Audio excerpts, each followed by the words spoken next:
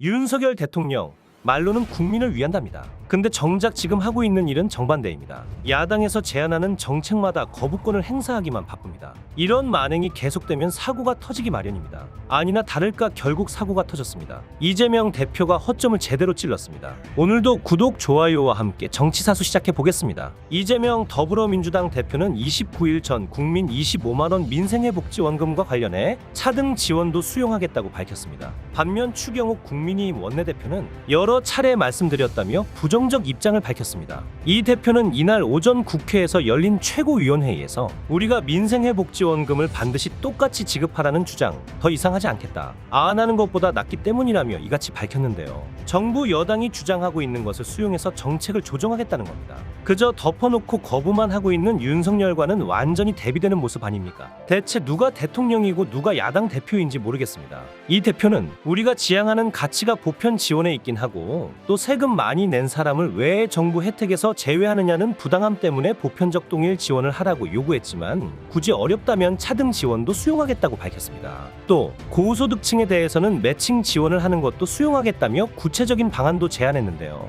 이게 진짜 민생을 위하는 일 아닙니까? 각 계층 국민들의 예상되는 수요를 반영해서 공약으로 걸었던 정책을 수정하고 진행시키는 자세.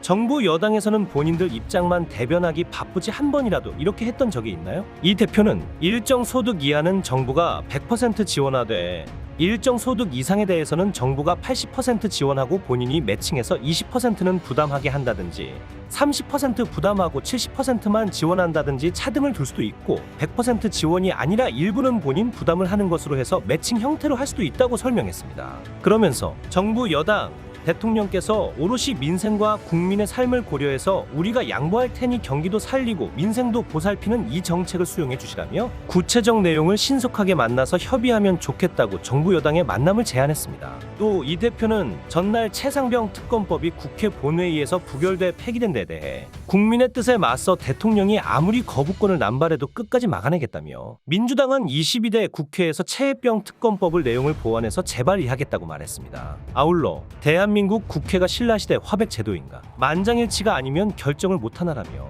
최선을 다해 토론해서 합의를 끌어내되 합의가 안 되면 다수결로 정하는 게 민주주의의 원리 아닌가라고 비판 수위를 높였습니다.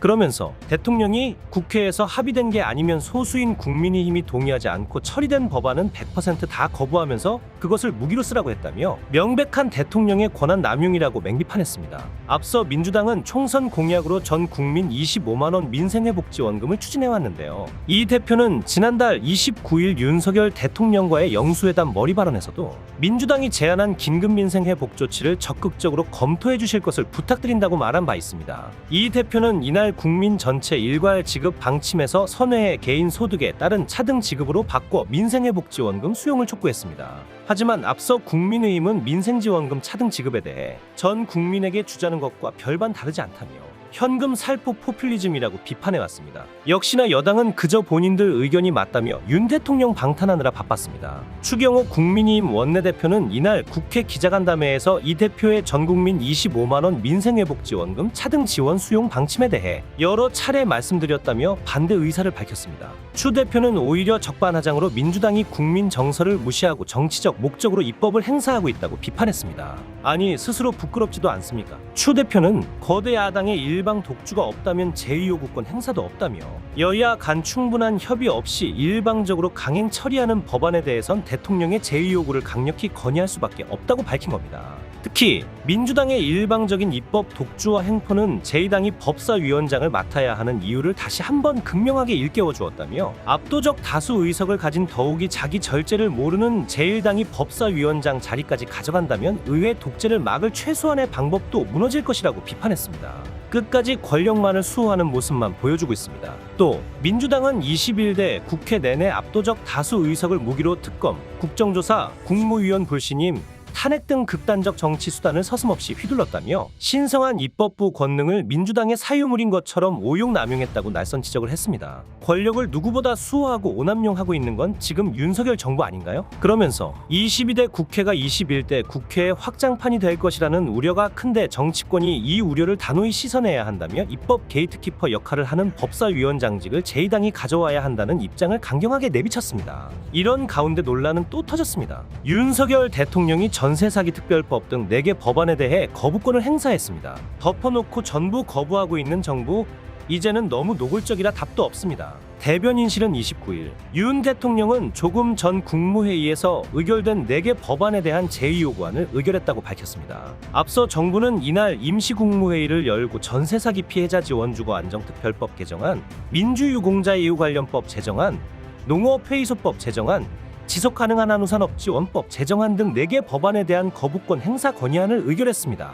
한덕수 국무총리는 임시국무회의를 주재하며 코로나19 대유행 시기에 출범한 21대 국회는 그동안 감염병 위기를 극복하고 민생과 경제를 살리기 위해 노력해왔으며 여러 우여곡절 속에서도 9천 건이 넘는 법안을 처리했다라며 이같이 말했습니다. 이어 그러나 유감스럽게도 어제 국회에서는 그동안 정부와 여당에서 지속적으로 문제점을 지적해왔던 법안들을 수적 우위를 앞세운 야당 단독으로 통과시켰다라며 국가와 국민 전체의 이익을 수호해야 할 책무가 있는 정부로서는 막대한 재정 부담을 초래하는 법안, 상당한 사회적 갈등과 부작용이 우려되는 법안들이 일방적으로 처리된 것에 대해 깊이 고민하지 않을 수 없다라고 전했습니다. 윤석열이 거부권을 행사한 이유를 또 야당 탓으로 돌리고 있는 겁니다. 그러면서 정부는 전세 사기 사건이 처음 사회의 문제로 불거졌을 때부터 피해자들의 고통과 분노에 깊이 공감하고 해결에 노력해왔고 최근에는 보완 대책도 발표한 바 있다라며 이런 상황에서 어제 야당은 선구제 후회수 지원 방식을 골자로 하는 전세 사기 피해자 지원 특별법 개정안을 일방적으로 통과시켰다라고 꼬집었습니다.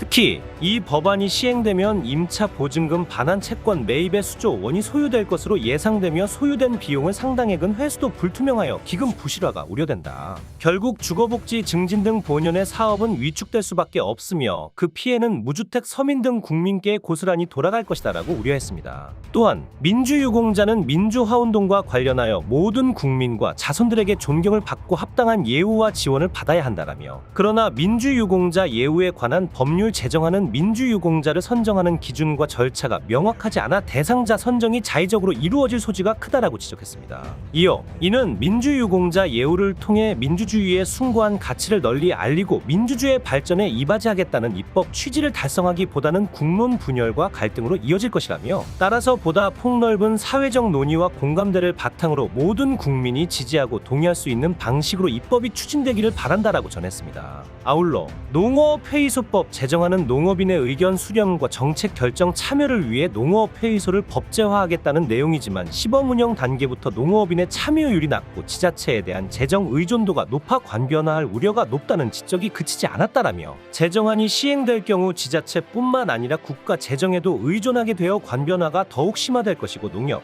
수협 등 기존 농어업인 단체와 역할 및 기능 중복으로 비효율과 갈등이 커질 것이다라고 말했습니다. 말이 길어지는 것부터가 그저 윤석열을 방탄하기 위해 고심했음을 알려주는 거 아니겠습니까? 또한 정부는 축산법을 근간으로 한우를 비롯한 돼지, 닭 등 다양한 특종의 산업을 균형 있게 육성하고 축산 농가를 고르게 지원하고 있다라며 그러나 지속 가능한 한우 산업을 위한 지원법 제정안은 한우 산업만을 특정해서 경영 지원금 등을 지원하는 법안으로서 돼지, 닭 등 여타 축종 농가들과의 형평성에 어긋날 우려가 크고 균형 잡힌 축산 정책 추진에도 장애가 될 것이다라고 꼬집었습니다.